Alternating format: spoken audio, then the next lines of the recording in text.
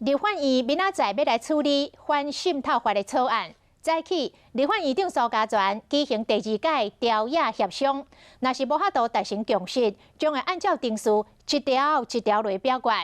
国民党早起开记者会，批评反渗透法立法伤老草。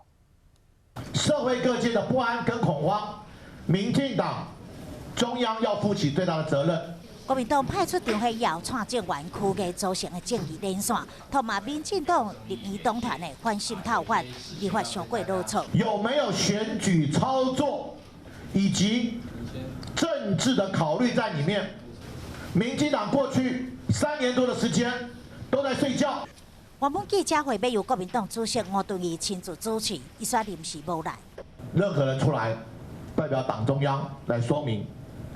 应该是一样的。为了反渗透法，立法院长苏家全主持第2次朝野协商，民进党团伫顶会协商中提出修正动议，提高罚金，若接受渗透来源指示、委托或者资助，违法捐赠政治现金或者从事竞选活动，相关处新台币1000万的罚金。罚则应该跟他的刑度相当了，所以有的调高，那有些把它调低。赵小香一定有攻防。 那看到最后的时候，大家都一团和气啊。国民党既然国民党提出了对案，这个我很惊讶，代表国民党心里有底了嘛。朝野反应无共，反渗透法年底前想要伫立法院3读过关，恐惊无遐简单。理解。